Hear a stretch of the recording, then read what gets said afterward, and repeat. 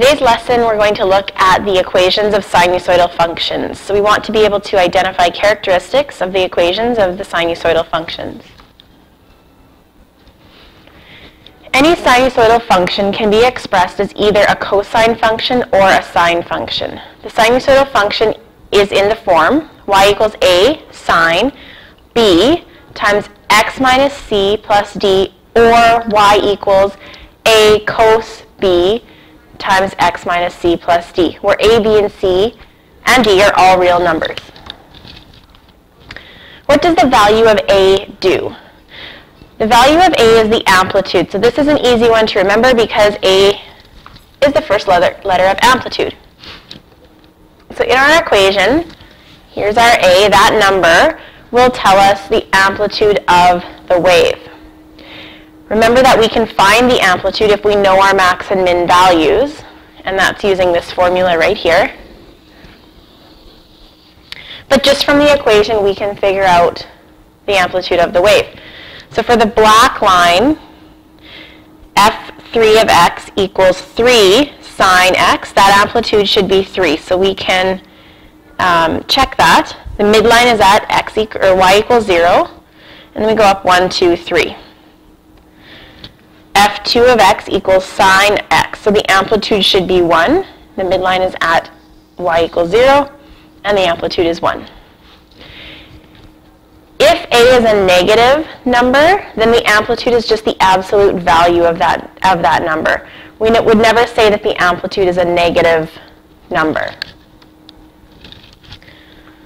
For these examples, we're going to arrange the functions in order from least amplitude to greatest amplitude. So for the first one, a equals 3, b equals 4, and c equals, equals 4. And a equals 2. So the least amplitude would be graph C.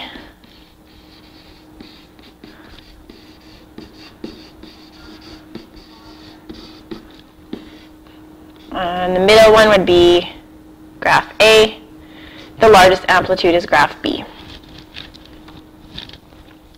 What does the value of D do? The value of d tells us the equation of the midline, so that would be y equals d. So here's d in our equation. It's the constant at the end of the function. And we can find d when we know the max and the min values by adding them together and dividing by 2. So for the first graph here, the red one, f2 of x equals 2 sine x plus 3. The midline would be 3. Y equals 3, so 1, 2, 3 right here. And we can also find the amplitude is 2. For the blue graph, we have f1 of x equals sine x. So a is 1, our amplitude is 1. D is 0 because there's no constant, so d equals 0. That would just be y equals 0. So the midline of that blue graph is right along the x-axis. And for our third graph, f3 of x equals sine x minus 1. The midline is negative 1. The amplitude is still 1. So that's why the blue and the black lines look very much the same. They just have a different midline. So the blue is just moved up, the black is moved down. When we know the equation of the midline and the amplitude, we can find the max and the min values. So we can find the max value by taking d plus a. We can find the min value by taking d minus a. For these examples, we want to determine the equation of the midline, the amplitude, and the range of each function. So for the first one, a equals 8, d equals 5. So our amplitude equals 8. The equation of our midline would be y equals 5. And then to find the range, we need to know our max and min values. So our max value would be our d value plus the amplitude, so 5 plus 8. Our min will be our d value, 5 minus 8, negative 3. So from those two values, we can write the range. either in interval notation or set notation. So we'll do interval notation for this one. -3 to 13 is the range.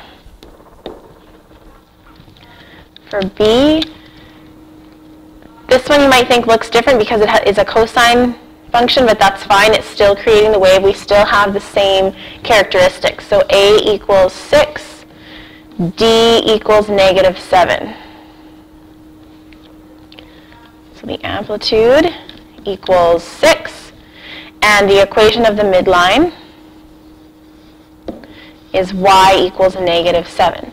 So for our max value, we take our midline, or our D value, -7 plus the amplitude is 6. So our maximum value would be -1. Our min value would be -7 minus 6, which is -13. So we'll write this range in interval note or set notation. Y such that -13 is less than or equal to y less than or equal to -1.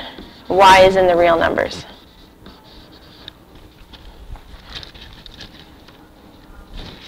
What does the value of B do? The value of B is the number of cycles that would happen in 360 degrees or 2 pi.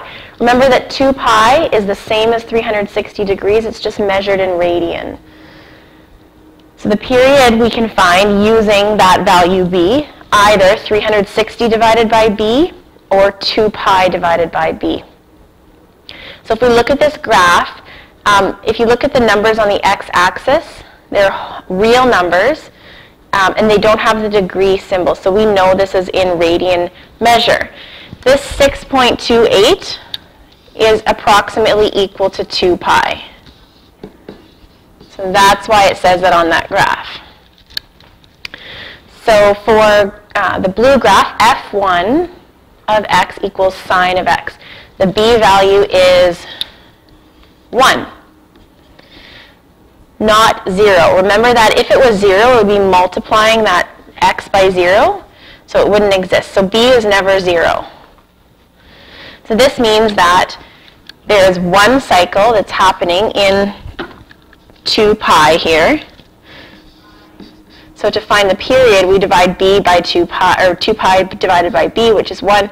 So the period is just 2 pi, or approximately 6.28. For the red graph, f2 of x equals sine 2x. So B equals 2.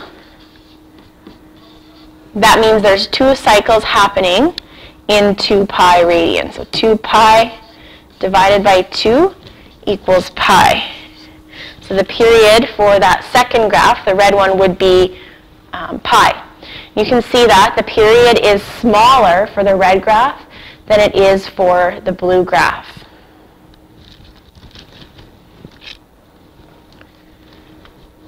First, we're going to determine how many cycles are in 360 degrees for each of the following. So for the first one, B equals 4, B equals 2, and B equals 0.25. So that means for A, there would be 4 cycles in 360 degrees. For B, there would be 2 cycles for 360 degrees.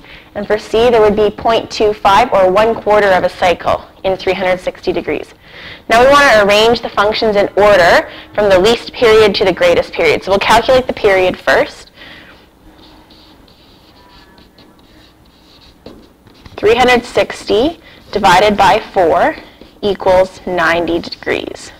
So the period for that first graph is 90 degrees. For the second one, 360 divided by 2 equals 180 degrees. And for the third one,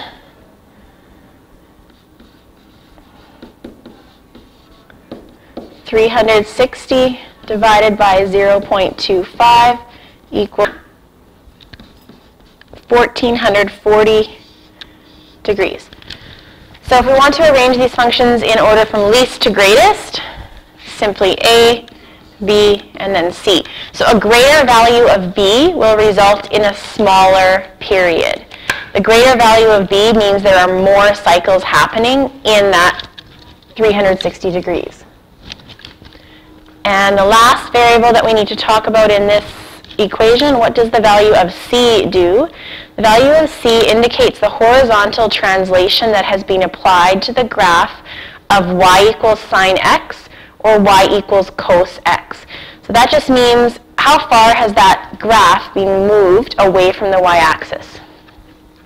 So in the graph of a sine function, C is the distance from the vertical axis to the first midline where the function is increasing. So we can see here, this is a midline point where it's starting at the y-axis, but since the function is decreasing, we know that there has been a translation. So we want to figure out how far has this been shifted over to the next, or to the first midline where the graph is increasing. So that would be this point right here. Okay, and that distance is C. For a cosine graph, C is the distance from the vertical axis to the first maximum point. So that would be to this point here. So the cosine graph would normally start decreasing from the max at the y-axis. So then we know that it has been shifted over, and this distance is C.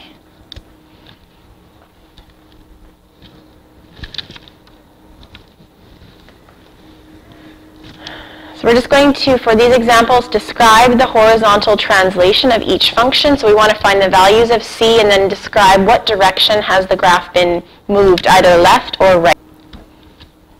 So we can find C equals, now remember that in the original equation it's y equals A cos B x minus C plus D.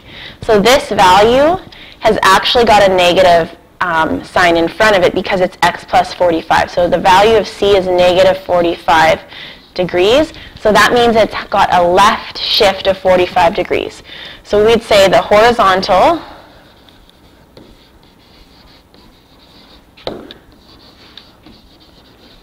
translation is 45 degrees to the left. For B, since it's x minus 180, then it would just be C equals 180 degrees. So that's a positive value. So it's 180 degrees to the right.